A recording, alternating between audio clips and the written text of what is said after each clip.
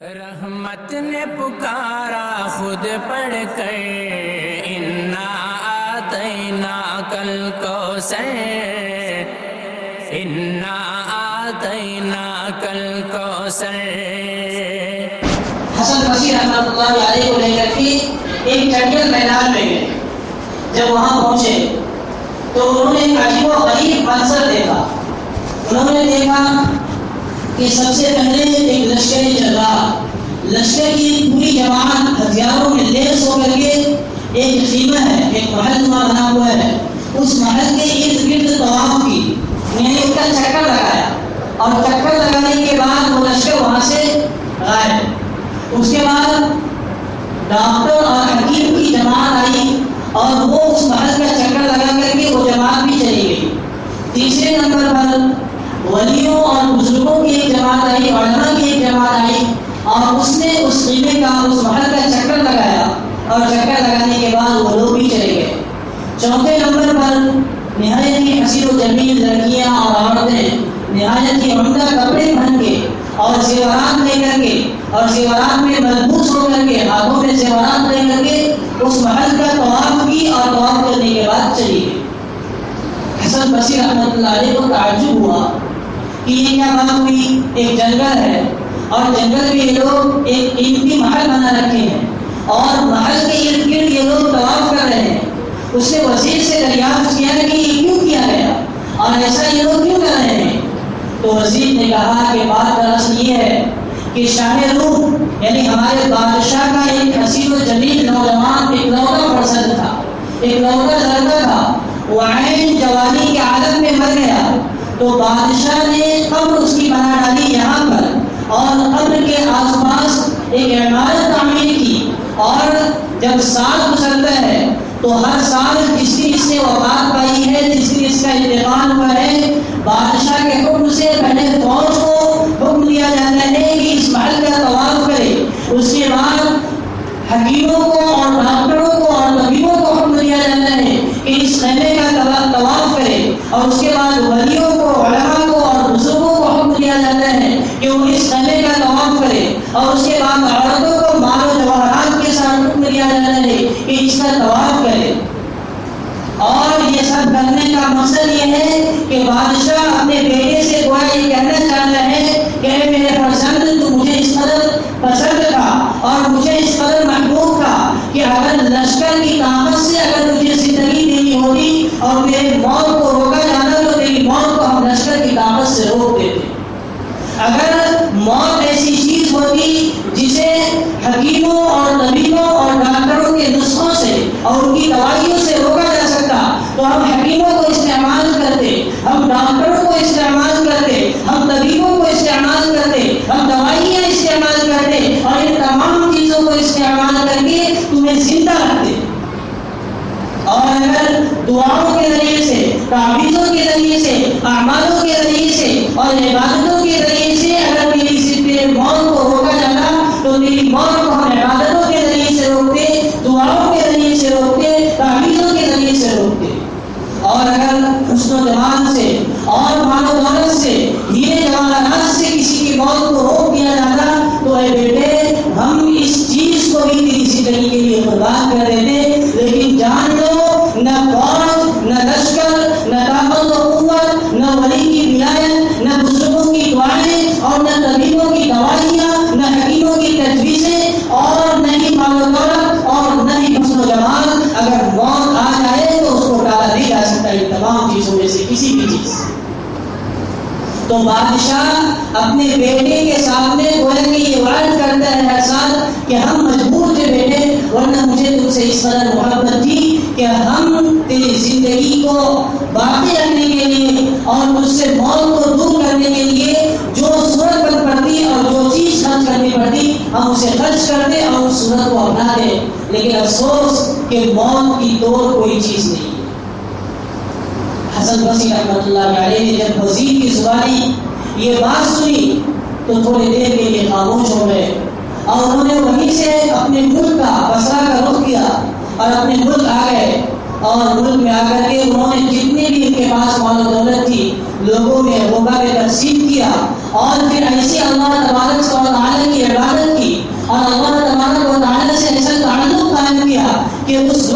اور اس زمانے میں ان سے بڑا کوئی بزرگ نہ تھا اور حسن بصری رحمۃ اللہ علیہ کے نام سے مشہور ہوا۔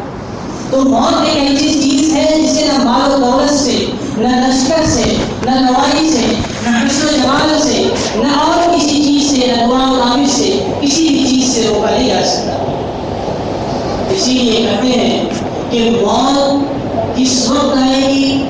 کیسی حالت میں آئے گی، کس سبب سے آئے گی، کس وقت آئے گی، یہ کسی کو معلوم نہیں، لیکن یہ متعین ہے۔ ایک بہت پہلے اخباروں میں یہ واقعہ چھپا تھا، یہ خبر چھپی تھی کہ ایک مزدور 5 منزلہ عمارت پر کام کرتے ہوئے وہاں سے گرا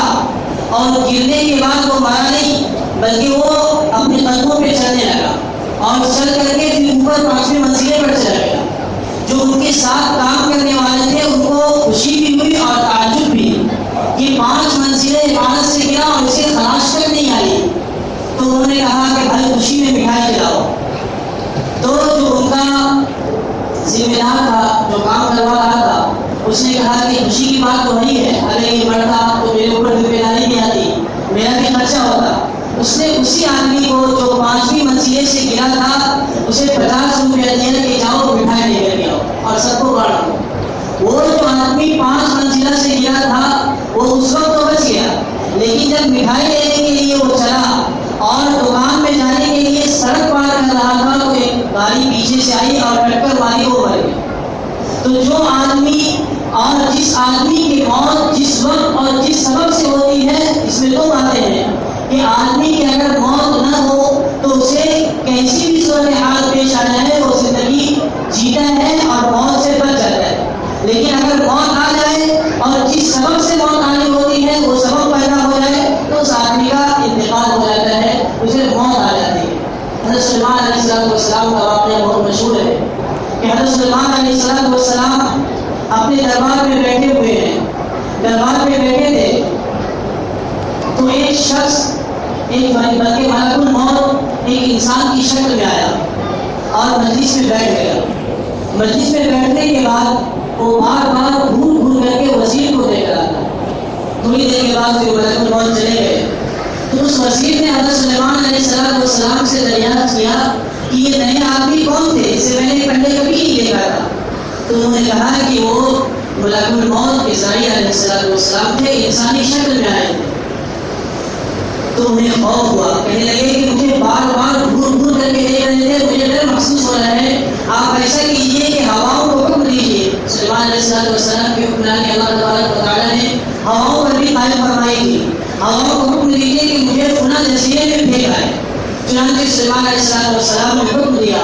اور ہوا نے اسے فلاں جزیرے میں، دور دراز جزیرے میں پھینک دیا۔ ملک الموت وہاں حاضر ہو گئے اور اس کی روح قبض کر لی۔ کچھ دنوں کے بعد سلیمان علیہ السلام کے دربار میں حاضر ہوئے اور اس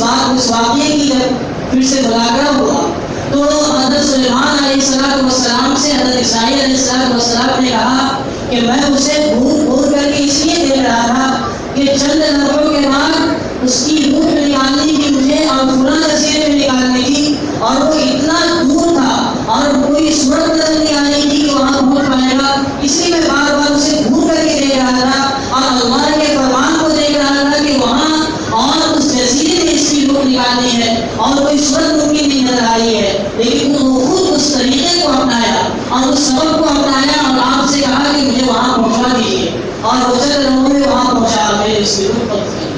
تو جس سبب سے انسان کی موت ہونی ہوتی ہے اور جہاں انسان کی موت ہونی ہوتی ہے، انسان خود وہاں چل کر کے جانا ہے، کوئی اسے لے کر کے نہیں جاتا، اور انسان خود اس سبب کو اختیار کر کے وہاں تک پہنچتا ہے۔ حدیث شریف میں آتا ہے کہ جب اللہ تبارک و تعالیٰ کل قیامت کے جب تمام انسانوں کو، اسرائیل علیہ السلام کو حکم دیں گے کہ تمام انسانوں کو کی روح قبض کر لے، یعنی وہ پہلی مرتبہ سور پھونک دیں گے اور تمام انسان مر جائیں گے، تو اسرائیل علیہ السلام اللہ تبارک و تعالیٰ کی دربار میں حاضر ہو گئے اور فرمائیں گے کہ اللہ تمام کے تمام انسانوں کی روح میں نے قبض کر لی ہے، اب کیا حکم ہے؟ اللہ تبارک و تعالیٰ باوجود کہ عالم الغیب ہیں اور سب کچھ جانتے ہیں، اللہ تبارک و تعالیٰ کون کون باقی ہے؟ اسرائیل علیہ السلام فرمائیں گے کہ اللہ جبرائیل باقی ہے، میکائیل یعنی سور پھونکنے والا فرشتہ باقی ہے، اور عرش کو اٹھانے والے حاملین عرش فرشتے باقی ہے، اور میں باقی ہوں۔ اللہ تبارک و تعالیٰ فرمائیں گے کہ جبرائیل اور میکائیل کی روح کو بھی قبض فرما لیں، جبرائیل اور میکائیل علیہ السلام کی روح کو بھی قبض کیا جائے گا۔ پھر اللہ تبارک و تعالیٰ کے دربار میں اسرائیل علیہ السلام جائیں گے اور کہیں گے کہ یا اللہ اب میں اور حاملین عرش صرف باقی رہ گئے ہیں۔ اللہ تبارک و تعالیٰ فرمائیں گے کہ حاملین عرش کی یعنی جو فرشتے عرش کو اٹھائے ہوئے ہیں ان کی بھی روح قبض کر دو۔ حدیث شریف میں ہے کہ اسرائیل علیہ السلام ان کی روح بھی قبض کر دیں گے، پھر وہ اللہ تبارک و تعالیٰ کی خدمت میں حاضر ہوگا اور عرض کرے گا کہ اللہ اب کوئی باقی نہیں رہ گیا ہے، صرف میں باقی ہوں۔ اللہ تبارک و تعالیٰ فرمائیں گے کہ میں تمام مخلوق پر موت کو طاری کروں گا، اور اسرائیل تو بھی میری مخلوق میں سے ایک مخلوق ہے، اس لیے تو بھی مر جا۔ اسرائیل کی روح بھی قبض کر لی جائے گی اور اسرائیل علیہ السلام بھی مر جائیں گے۔ اس کے بعد اللہ تبارک و تعالیٰ زمین و آسمان کو جس طرح کتاب کو لپیٹ کر کے رکھا جاتا ہے 3 مرتبہ لپیٹیں گے اور اسے کھولیں گے، اور اس کے بعد فرمائیں گے لمن الملک اليوم، آج کا دن بادشاہت کس کی ہے، آج کے دن بادشاہت کس کی ہے۔ 3 مرتبہ اللہ تبارک و تعالیٰ فرمائیں گے لمن الملک اليوم، آج کے دن بادشاہت کس کی ہے۔ اور اس وقت جو انسان آج اپنی صلاحیت پر غرور کرتا ہے، اور جو انسان آج اپنی طاقت پر غرور کرتا ہے، اور جو انسان کہتا ہے کہ میرا گھر اور میری کوٹھی اور میری گاڑی، اور جو انسان ہر چیزوں پر فخر کرتا ہے، اس دن اللہ تبارک و تعالیٰ بار بار اعلان کریں گے لمن الملک اليوم، آج کے دن بادشاہت کس کی ہے۔ وہ انسان زمین پر ڈھیر پڑا ہوا ہوگا، اس کے ہاتھ پاؤں بے حس و حرکت ہوں گے، زبان جس سے باتیں کیا کرتا تھا اور ظلم اور ناانصافی کی بات کیا کرتا تھا اور جس سے اچھی اور بھلی باتیں کیا کرتا تھا، وہ تمام کے تمام انسان زمین پر اپنے ناک کے بل پڑے ہوئے ہوں گے، اور اللہ تبارک و تعالیٰ کے جواب میں اور اللہ تبارک و تعالیٰ کے اس سوال پر کہ لمن الملک اليوم، آج کی ان کی بادشاہت کس کی ہے، کوئی جواب نہیں دے گا۔ جب 3 مرتبہ اللہ تبارک و تعالیٰ یہ اعلان فرمائیں گے لمن الملک اليوم، آج کی بادشاہت کس کی ہے، کوئی جواب نہیں آئے گا، کیونکہ تمام کی تمام مخلوق مر چکی ہے۔ اسرائیل علیہ السلام سے لے کر کے انسانیت کی آخری فرد تک سب کے سب کی روح کی قبض کی جا چکی ہے۔ اللہ تبارک و تعالیٰ فرمائیں گے کہ آج واحد قہار کی بادشاہت ہے، آج صرف اور صرف میری بادشاہت ہے۔ تمام دنیا کو فنا کرنے کے بعد اللہ تبارک و تعالیٰ پھر میدان حشر قائم فرمائے گا۔ آج انسانوں کو شکایت ہے کہ موت اچانک آ جاتی ہے، انسان کہتا ہے کہ موت اچانک آ جاتی ہے، ہمیں خبر نہیں ہوتی۔ یہ شکوہ اور یہ شکایت بھیجا ہے۔ انسان کو اللہ تبارک و تعالیٰ نے 2 چیز کا علم عنایت فرمایا ہے۔ ایک یہ ہر انسان مشاہدہ کرتا ہے کہ موت آنی ہے، اور دوسری چیز یہ کہ کب آنی ہے یہ بھی ہر انسان جانتا ہے، اس کا کسی کو پتہ نہیں۔ تو جب انسان کو 2 بات معلوم ہے کہ موت آنی ہے اور کب آنی ہے اس کا پتہ نہیں، تو انسان کو ہر وقت اس کی فکر میں لگا رہنا چاہیے۔ اگر انسان فکر نہیں کرتا ہے تو شکوہ کرنے کی کوئی ضرورت نہیں، وہ شکوہ نہیں کر سکتا، کیونکہ موت دائیں سے آگے سے پیچھے سے اوپر سے نیچے سے ہر وقت پکار کر ہمیں یاد دلاتی ہے۔ ہمارے حالات، ہمارے محلے میں مرنے والے لوگ اور جان پہچان میں مرنے والے لوگ ہمیں اطلاع دیتے ہیں کہ آج میں جا رہا ہوں، لاؤڈ اسپیکر پر آ کر اعلان کیا جاتا ہے کہ پورا شخص آج اس دنیا سے چلا گیا، تو کل وہ دن آنے والا ہے کہ اسی لاؤڈ اسپیکر سے یہ اعلان بھی کیا جائے گا کہ میں اس دنیا سے چلا گیا ہوں۔ اور موت کے سلسلے میں تو حدیث شریف میں یہ بات بھی آئی ہے کہ موت روزانہ پکارتی ہے، الموت الذی افرق بین الامہات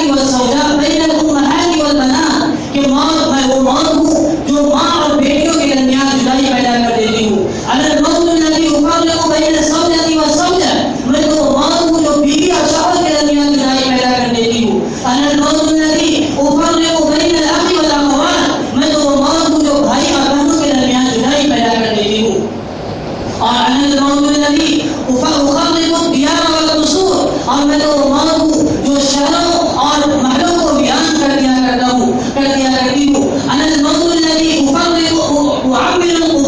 اور میں وہ موت ہوں جو قبرستانوں کو آباد کر دیا کرتی ہوں۔ اس لیے میرے بھائی موت سے کبھی بھی ہماری نظر ہٹے نہ سکے، ہمیشہ موت کی فکر اور موت کے بعد مرنے کے بعد جو زندگی آنے والی ہے اس زندگی کی فکر ہمیشہ ہونی چاہیے۔ ہم مسلمان ہونے کی حیثیت سے بھی اگر موت یعنی مرنے کے بعد کی زندگی کی فکر نہیں کریں گے تو کون کرے گا؟ غیر قوم جو موت مرنے کے بعد اور قبر اور آخرت پر یقین نہیں رکھتی، اگر وہ تیاری نہ کرے، وہ فکر نہ کرے تو الگ بات ہے، لیکن ہم موت پر بھی یقین رکھتے ہیں، قبر پر بھی یقین رکھتے ہیں، مرنے کے بعد کی زندگی پر بھی یقین رکھتے ہیں، اور مرنے کے بعد تو سزا و سزا کے لیے جنت و جہنم اللہ تبارک و تعالی نے تیار کر رکھی ہے اس پر بھی یقین رکھتے ہیں۔ اگر ان دنوں کی تیاری کے لیے اگر ہماری زندگی میں اوقات باقی نہیں ہے تو ہمیں اس کی طرف توجہ دینے کی ضرورت ہے۔